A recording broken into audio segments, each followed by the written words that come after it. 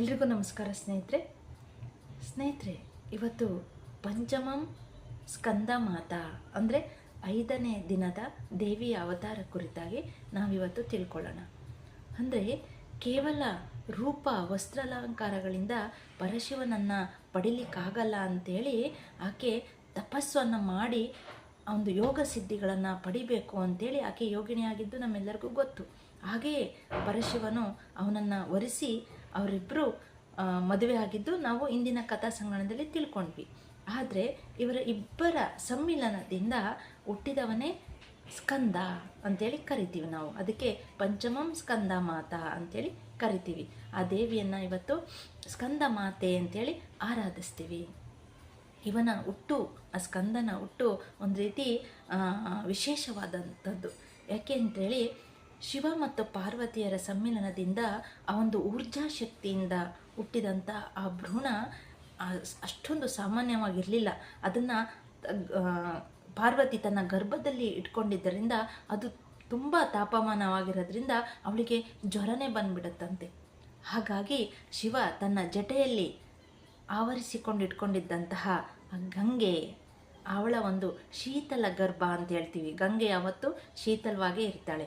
ಆ ಒಂದು ಗೌರಿಯ ಗರ್ಭದಿಂದ ಗಂಗೆಯ ಗರ್ಭಕ್ಕೆ ಅದನ್ನು ಆ ಭ್ರೂಣವನ್ನು ವರ್ಗಾಯಿಸ್ತಾರೆ ಅಂಥೇಳಿ ಕತೆ ಹೇಳುತ್ತೆ. ಅಂದರೆ ಈ ಗರ್ಭದಿಂದ ಆ ಗರ್ಭಕ್ಕೆ ಜಾರಿದವನು, ಆ ಜಾರಿದವನು ಅಂದ್ರೇ ಸ್ಕಂದ ಅಂಥೇಳಿ ಹೆಸರು ಕರೀತಾರೆ. ಇನ್ನೊಂದು ಪರಾಕ್ರಮಿ, ಭುಜ ಪರಾಕ್ರಮಿ, ಅವನಿಗೆ ಅಷ್ಟೊಂದು ಭುಜದಲ್ಲಿ ಪರಾಕ್ರಮಿ ಇತ್ತು ಅಂಥೇಳಿ ಅವನಿಗೆ ಕರಿತೀವಿ. ಮತ್ತು ಗಂಗೆಯ ಗರ್ಭದಲ್ಲಿ ಹುಟ್ಟಿರೋದ್ರಿಂದ ಇವನಿಗೆ ಗಾಂಗೇಯ ಅಂತಲೂ ಹೆಸರು ಕರಿತೀವಿ.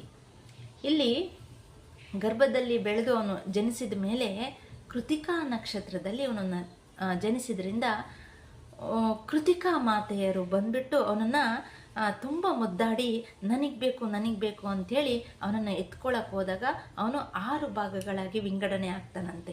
ಆಗ 6 ಜನ ಮಾತೆಯರು ಆ ಲೋಕಕ್ಕೆ ಕರೆದುಕೊಂಡೋಗಿ ಅಲ್ಲಿ ಲಾಲನೆ ಪಾಲನೆ ಮಾಡಿ ಮತ್ತೆ ಕರ್ಕೊಬಂದು ಬಿಡುವಂಥ ಸಂದರ್ಭದಲ್ಲಿ ಪಾರ್ವತಿ ಗೌರಿ ಏನು ಮಾಡ್ತಾಳೆ, ನನ್ನ ಕಂದ, ಮುದ್ದು ಕಂದ, ಹಸುಳೆಗಳನ್ನು 6 ಹಸುಳೆಗಳನ್ನು ಬಾಚಿ ತಬ್ಬಿ ಇಟ್ಕೋಬೇಕಾದ್ರೆ ಆ 6 ಭಾಗಗಳು ಒಂದೇ ಶರೀರವಾಗಿ 6 ಮುಖಗಳಾಗ್ತವೆ. ಅಂದರೆ ಇವನು ವಿವಿಧ ಆಯಾಮಗಳಲ್ಲಿ ಕಾಣಿಸ್ಕೊತಾನೆ ಅನ್ನೋ ಒಂದು ಅರ್ಥ. ಅಂದರೆ ಅಷ್ಟೊಂದು ಪರಾಕ್ರಮಿ, ಅಷ್ಟೊಂದು ಸೌಮ್ಯತೆ, ಅಷ್ಟೊಂದು ಧೈರ್ಯ, ಸ್ಥೈರ್ಯ ಎಲ್ಲವೂ ಇದ್ದಂತಹ ಒಂದು ಕಂದ ಅಂತಲೇ ಹೇಳ್ಬೋದು ನಾವು. ಇವನು ಹುಟ್ಟಿದ ತಕ್ಷಣ ಆ ಒಂದು ವಿಷಯವನ್ನು ಕೇಳಿದಂತಹ ತಾರಕಾಸುರನಿಗೆ ನಡುಕ ಶುರುವಾಗ್ಬಿಡುತ್ತೆ. ಯಾಕೆ ಅಂತ ಹೇಳಿದ್ರೆ ಅವನಿಗೆ ಗೊತ್ತು ಶಿವ ಪಾರ್ವತಿಯರ ಸಮ್ಮಿಲನ ಆಗಲ್ಲ, ಶಿವ ಧ್ಯಾನಕ್ಕೆ ಕೂತ್ಬಿಟ್ಟಿದ್ದಾನೆ, ಇನ್ನು ಪಾರ್ವತಿ ಸತಿ ಅಗ್ನಿ ಕುಂಡದಲ್ಲಿ ಹಾರಿದಾಳೆ ಅಂತೇಳಿ ಅವನು ವರಪ್ರಸಾದವನ್ನು ಪಡೆದಿರ್ತಾನೆ. ಆದರೆ ಈಗ ಸ್ಕಂದ ಹುಟ್ಟಿರ್ತಕ್ಕಂಥ ವಿಷಯ ಕೇಳಿ ಅವನಿಗೆ ನಡುಕ ಶುರುವಾಗ್ಬಿಡುತ್ತೆ. ಆದರೂ ಆ ಸ್ಕಂದನನ್ನ ತಾಯಿ ಮಾತೆ ಯಾವ ಥರ ರೆಡಿ ಮಾಡ್ತಾಳಪ್ಪ ಅಂದರೆ 6-7 ವರ್ಷ ಇದ್ದಾಗಲೇ ಅವನಿಗೆ ಹೇಳಿರೋದು, ಮಗು ನೀನು ಹುಟ್ಟಿರೋದೇ ತಾರಕಾಸುರನ ಸಂಹಾರ ಮಾಡೋಕ್ಕೆ ಅಂತೇಳಿ ಶಕ್ತಿಯುತವಾದ ಆಯುಧವನ್ನು ಆ ವಯಸ್ಸಿಗೆ ಕೈಯಲ್ಲಿ ಕೊಟ್ಬಿಡ್ತಾಳಂತೆ. ಹೋಗು ಮಗು, ಅವನನ್ನು ಸಂಹಾರ ಮಾಡಿ ಲೋಕ ಕಲ್ಯಾಣಕ್ಕೆ ಒಂದು ದಾರಿದೀಪ ಆಗು ಅಂಥೇಳಿ ತನ್ನ ದೇವತೆಗಳನ್ನು ಸಂಘಟಿಸಿ ಆ ಯುದ್ಧವನ್ನು ಮಾಡು ಅಂಥೇಳಿ ಕಳಿಸ್ಕೊಟ್ಬಿಡ್ತಾಳೆ. ಇವನು ಪರಾಕ್ರಮಿ, ಆ ಮಾಯಾವಿನೂ ತಾರಕಾಸುರನೂ ಪರಾಕ್ರಮಿ. ಇಬ್ಬರಿಗೂ ಯಾವ ಥರ ಇರ್ಬೋದು ಯೋಚನೆ ಮಾಡಿ.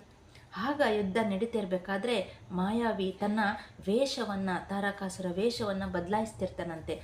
ಒಂದು ಮರದಂತೆ, ಒಂದು ಮನುಷ್ಯನಂತೆ, ಪ್ರಾಣಿಗಳಂತೆ ಈ ಥರ ಬದಲಾಯಿಸಿರ್ಬೇಕಾದ್ರೆ ಕಡೆಯದಾಗಿ ಒಂದು ಮರವಾಗಿ ನಿಂತಾಗ ಅವನ ಮಧ್ಯಕ್ಕೆ, ಆ ಮರವನ್ನು ಮಧ್ಯಕ್ಕೆ ಸೀಳ್ಬಿಡ್ತಾನಂತೆ. ಆಗ ಆ ಮರದಿಂದ ಮಯೂರ ಹೊರಗಡೆ ಬಂದಾಗ ಅದನ್ನು ಬಾಚಿ ಇಟ್ಕೊಂಡಾಗ ಆಗ ಅವನಿಗೆ ಅಷ್ಟೊತ್ತಿಗೆ ತಾರಕಾಸುರನಿಗೆ ಪ್ರಾಯಶ್ಚಿತ ಅಂದರೆ ಪಶ್ಚಾತ್ತಾಪ ಶುರುವಾಗಿರುತ್ತೆ. ನಾನು ತಪ್ಪು ಮಾಡಿದ್ದೀನಿ ಪ್ರಭು ಅಂತೇಳಿ ಅವನ ಕಾಲಿಗೆ ಕ್ಷಮೆಯನ್ನು ಯಾಚಿಸಿದಾಗ ಆವಾಗ ಆ ಸ್ಕಂದ ಹೇಳ್ತಾನಂತೆ, ಪ್ರತಿಯೊಂದು ತಪ್ಪಿಗೂ ಪ್ರಾಯಶ್ಚಿತ ಇದ್ದೇ ಇದೆ. ನೀನು ಮಯೂರ ನನ್ನ ವಾಹನವಾಗಿ ಕಡೆಯವರೆಗೂ ಇರು ನನ್ನ ಜೊತೆ. ಹಾಗೆ ಲೋಕ ಕಲ್ಯಾಣಕ್ಕಾಗಿ ನಿನ್ನ ಮಾಡಿದಂಥ ಪಾಪವನ್ನು ತೊಳ್ಕೊಬೇಕು ಅಂದರೆ ಲೋಕ ಕಲ್ಯಾಣಕ್ಕಾಗಿ ನೀನು ಕೆಲಸವನ್ನು ಮಾಡು ಅಂಥೇಳಿ ಅವನಿಗೆ ಹೇಳಿದ್ದ ಕತೆ ಇದು.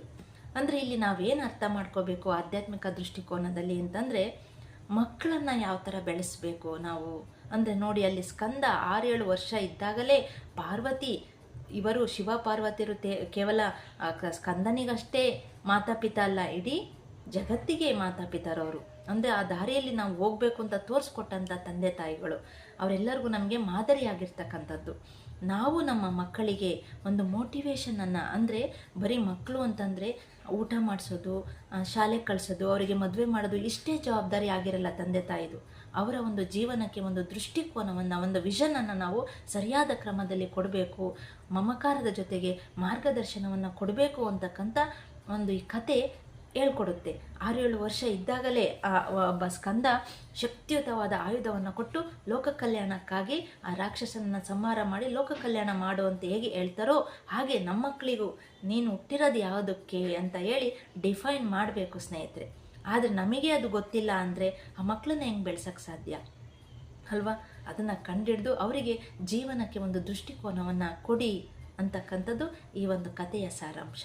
ಹಾಗಾಗಿ ಈ ಒಂದು ಮಾತೆಯನ್ನು ಆರಾಧಿಸಿ ನಿಮ್ಮ ಮಕ್ಕಳಿಗೆ ಒಂದು ಮಾರ್ಗದರ್ಶನ ನೀಡಿ, ತಂದೆ ತಾಯಿಯೇ ಜಗನ್ಮಾತೆಯಾಗಿ ನಾವೆಲ್ಲರೂ ಆ ಮಕ್ಕಳಿಗೆ ಮಾರ್ಗದರ್ಶನ ಕೊಡೋಣ ಅಂಥೇಳಿ ಎಲ್ರಿಗೂ ಧನ್ಯವಾದ ಸ್ನೇಹಿತರೆ. Thank you.